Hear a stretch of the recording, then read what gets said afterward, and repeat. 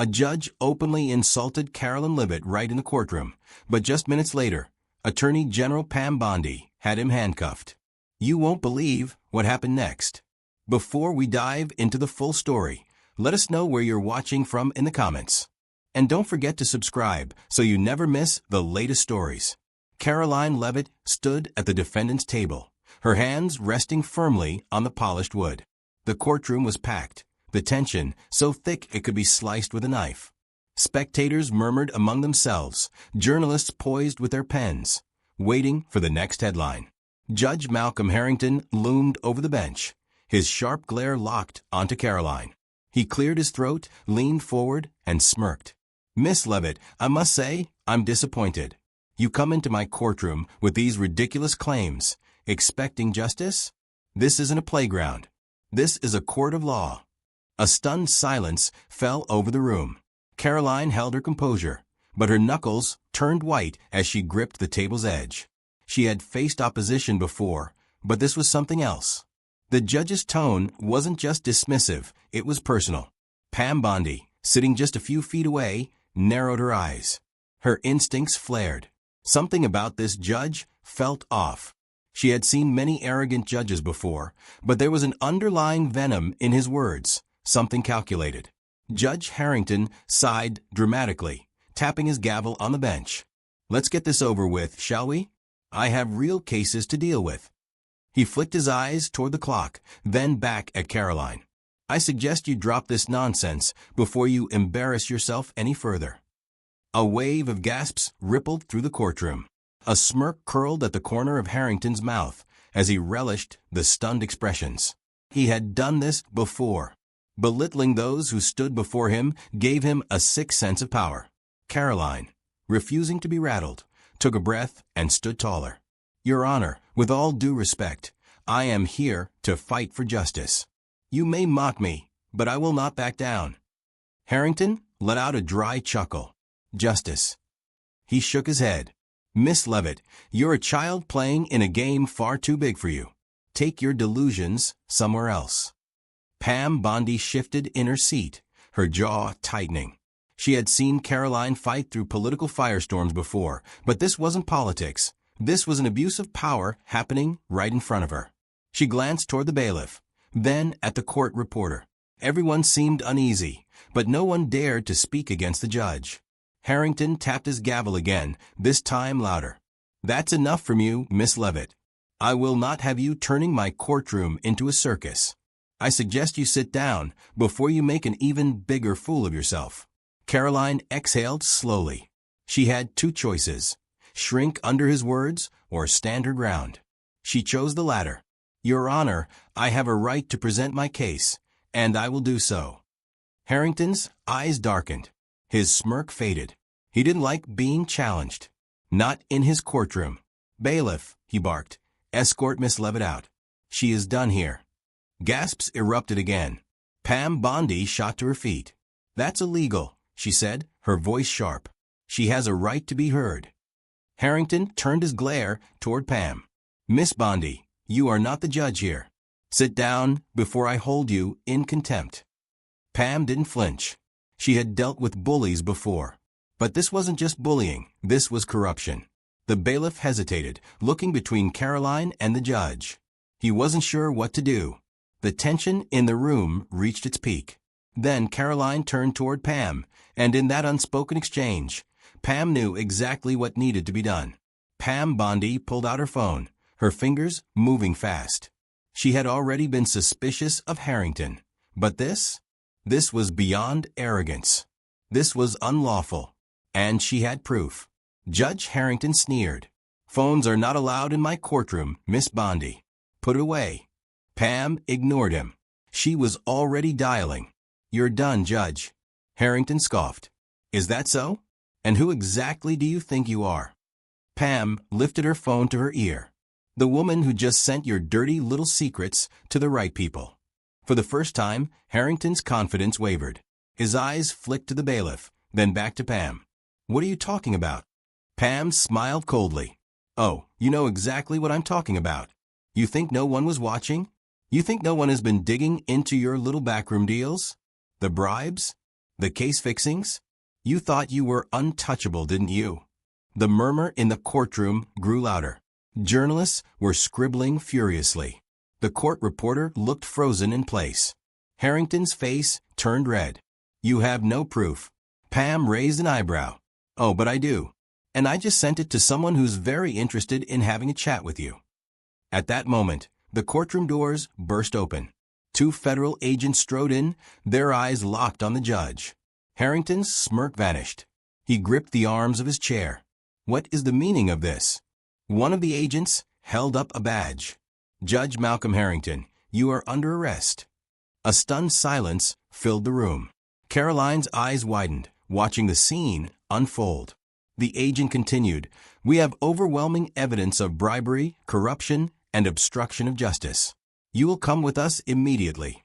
Harrington shot up from his chair, his face twisted in rage. You can't do this. This is my courtroom. I am the law here. The second agent stepped forward. Not anymore. Harrington's lips trembled. He turned desperately to the bailiff, but the man simply stepped back. No one was coming to his defense. His reign was over. Pam Bondi crossed her arms, watching as the judge was pulled from the bench. Karoline met her eyes, a small smile tugging at her lips. Justice had prevailed. As the agents led Harrington past the defense table, he spat, this isn't over. Pam leaned in slightly. Oh, I think it is. The doors slammed shut behind them, leaving the courtroom in a stunned silence. And then, one by one, people began to clap. Karoline exhaled, relief washing over her. She had stood her ground. And with Pam Bondi at her side, they had just taken down a corrupt judge. But something told her this was just the beginning. As the heavy wooden doors slammed shut behind the federal agents dragging Judge Malcolm Harrington away, the tension in the courtroom didn't immediately dissipate.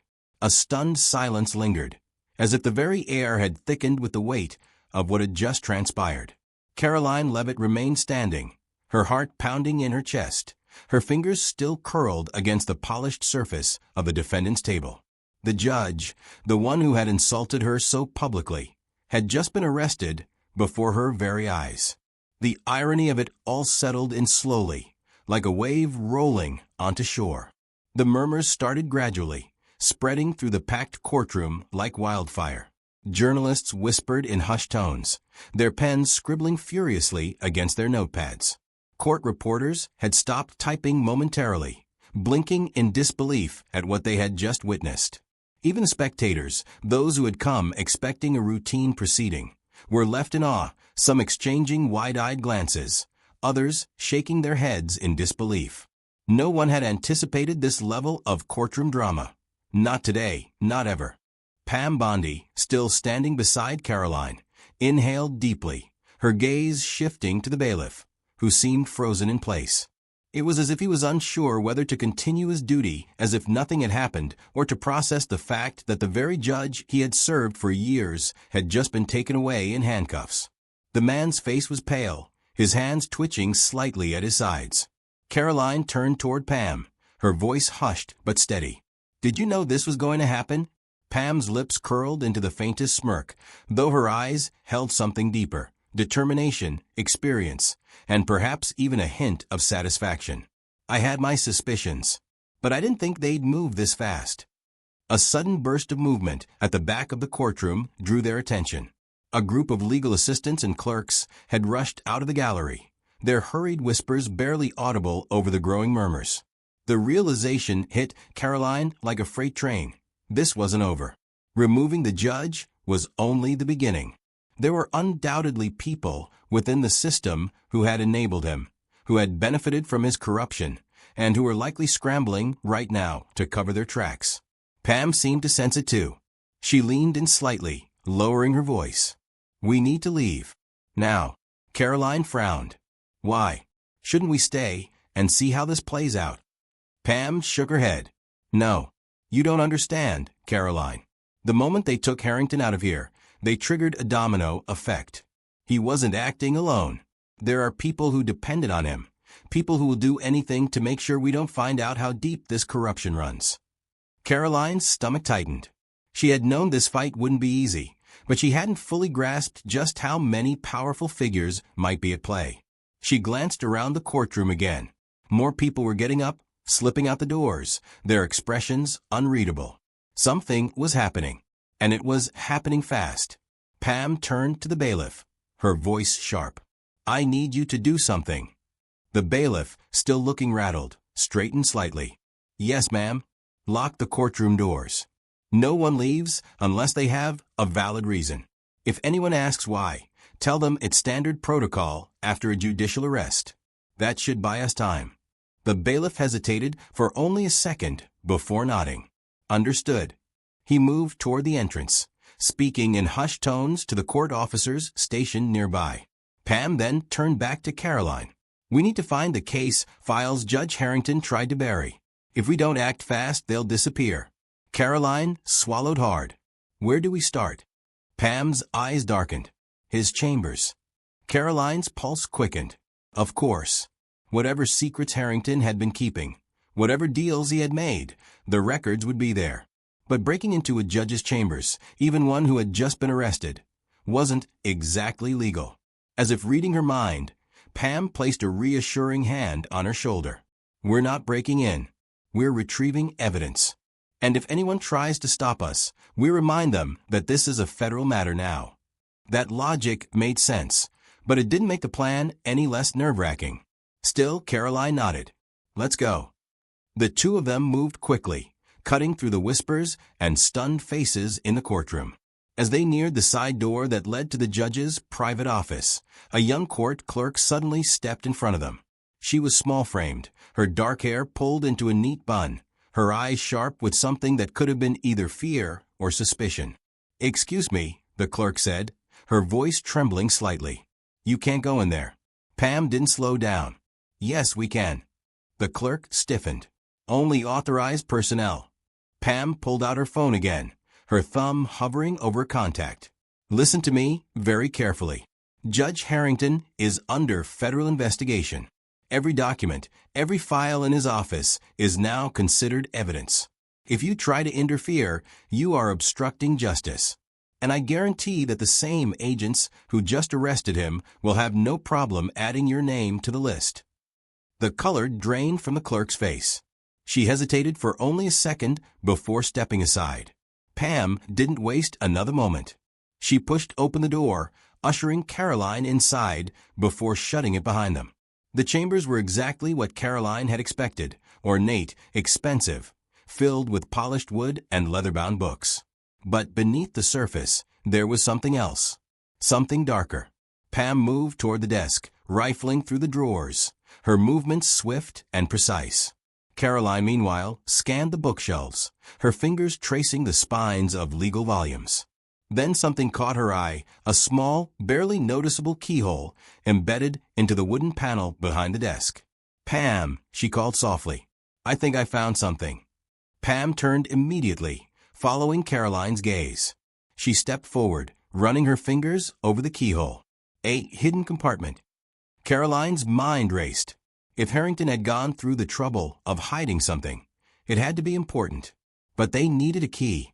Pam glanced back at the desk, her sharp eyes scanning the surface before reaching for a small brass key tucked behind a stack of folders. "Let's see if this fits." She inserted the key and turned. There was a soft click. The panel slid open, revealing a metal safe. Karoline's breath hitched. "Do you know how to open it?" Pam exhaled. "We'll find a way." Just as she reached for the dial, a sound from outside made them both freeze. Footsteps. Fast, urgent. Pam reacted instantly. She grabbed Karoline's arm and pulled her toward the side of the room, pressing them against the bookshelf just as the door burst open. Two men in dark suits stormed in. Not agents. Not court personnel. These men carried themselves differently, like enforcers. One of them scanned the room before speaking into a radio. "They're not here." The second man cursed under his breath. "We need to find them before they find what's in that safe." Karoline barely dared to breathe. She could feel Pam's grip tighten around her wrist. They had been right. Harrington wasn't acting alone. And whoever these men were, they were willing to do anything to protect whatever secrets lay inside that safe. Pam slowly reached into her pocket, her fingers brushing against her phone. She pressed a button, silently sending a distress signal. Help was coming. But would it arrive in time? Pam kept her breathing steady, her heart hammering in her chest as the two men paced the room, their eyes darting from the desk to the bookshelves. She could feel Karoline tense beside her, frozen in place as they pressed against the wooden paneling, hidden just beyond the men's line of sight. The safe loomed before them, its secrets locked away behind cold steel, but the urgency in these men's movements made one thing abundantly clear. Whatever was inside that safe, it was dangerous. The taller of the two men, dressed in a perfectly tailored black suit, pulled out his phone, his voice clipped and laced with frustration. They've already been here. The keys in the lock. He exhaled sharply, pacing toward the desk before slamming his fist down on the polished surface. I told you we should have moved sooner. The second man, stockier with a thick scar running down the side of his face, shook his head. It doesn't matter. If they got the key, they're close to opening it. We need to secure that evidence before they... He paused, eyes narrowing as he turned toward the bookshelves. Pam felt her breath catch. He was looking right in their direction. A long silence stretched between them. Karoline's nails dug into the palm of her hand as she forced herself not to move, not to make a sound. Then, without warning, the man pulled a gun from his holster and aimed it at the shelf directly in front of them. Come out, he said coldly. Now. Pam's mind raced. They were out of options. If they moved, they were exposed. If they stayed, it was only a matter of time before he fired a warning shot. She tightened her grip on Karoline's wrist before stepping forward, slowly raising her hands. Karoline followed suit, her heart hammering in her chest as they emerged from the shadows. The man with the scar let out a dry chuckle, lowering his gun slightly. Well, look who we have here. The taller man stepped forward, his expression unreadable as he took in the sight of them.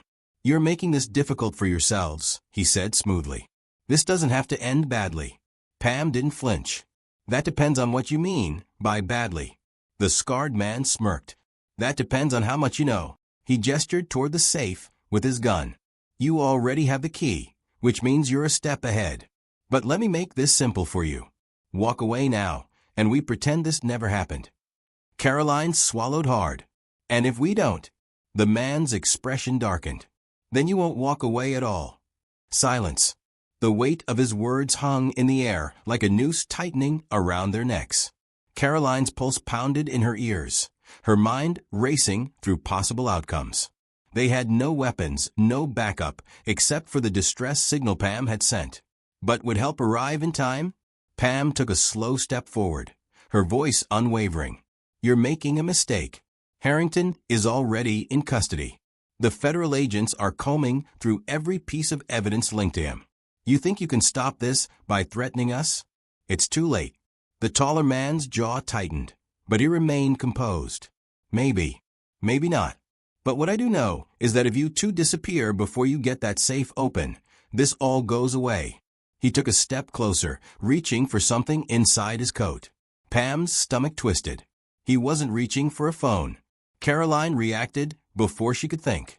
With a sudden burst of movement, she grabbed the nearest object, a heavy law book from the shelf, and hurled it toward the taller man. It struck him square in the temple, causing him to stumble back with a curse. That split second was all they needed. Pam lunged forward, slamming the safe door shut and yanking the key free before spinning around and grabbing Karoline's arm. Run. The scarred man fired a shot, too late. The bullet embedded itself in the wooden bookshelf as Karoline and Pam darted toward the door, throwing it open and sprinting down the hallway. The courthouse corridors, once filled with quiet legal proceedings, now echoed with the sound of chaos. Footsteps thundered behind them, shouts of alarm rising as security personnel noticed the commotion. Pam didn't stop. She pulled Karoline forward, weaving through the halls, pushing past stunned clerks and lawyers who had no idea what was unfolding. The exit was in sight, just a few more steps.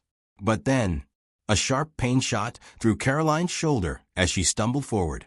The impact sent her crashing against the marble floor, her breath leaving her lungs in a painful gasp. She had been hit, Pam skidded to a stop, her eyes wild as she turned back, kneeling beside Karoline. Blood seeped through the fabric of her jacket, staining it crimson.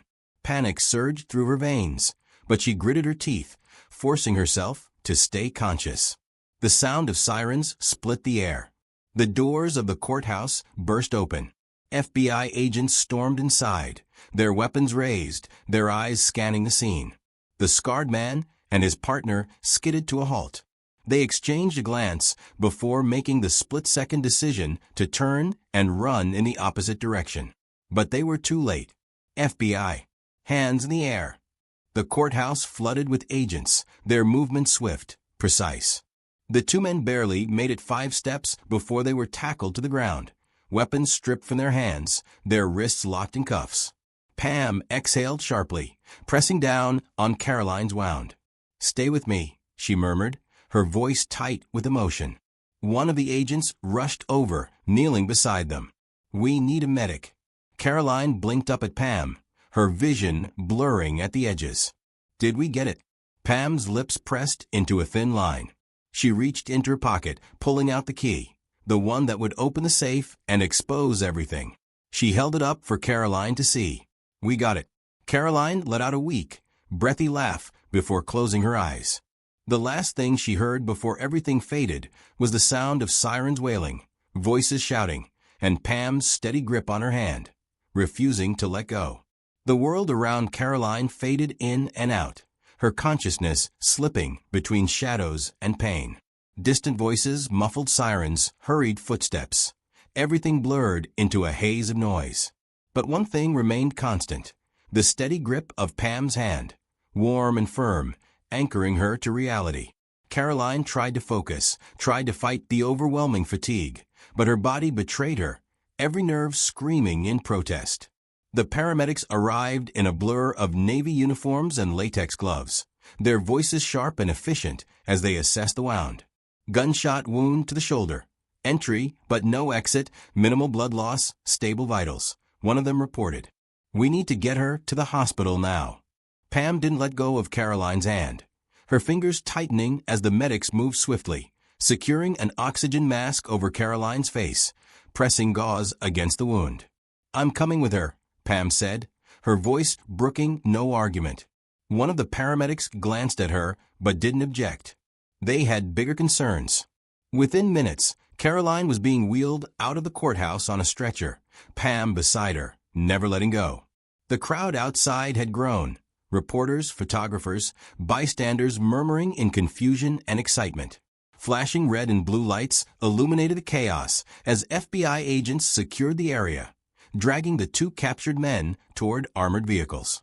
The scarred man struggled against his restraints, his face twisted with rage.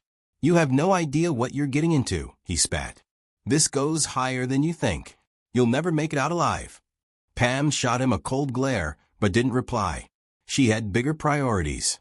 As Karoline was loaded into the ambulance, Pam climbed in beside her, her pulse still racing, adrenaline refusing to settle. The ambulance doors slammed shut, and within seconds they were speeding through the city, sirens wailing, cutting through the night like a blade. Karoline stirred, her eyelids heavy, her breathing uneven. Pam leaned closer. "You're going to be fine," she murmured. "Just hold on a little longer." Karoline tried to smirk, but it came out as more of a grimace. "You always know how to find trouble." Pam let out a breathy chuckle, shaking her head. "Yeah, well, this time trouble found us."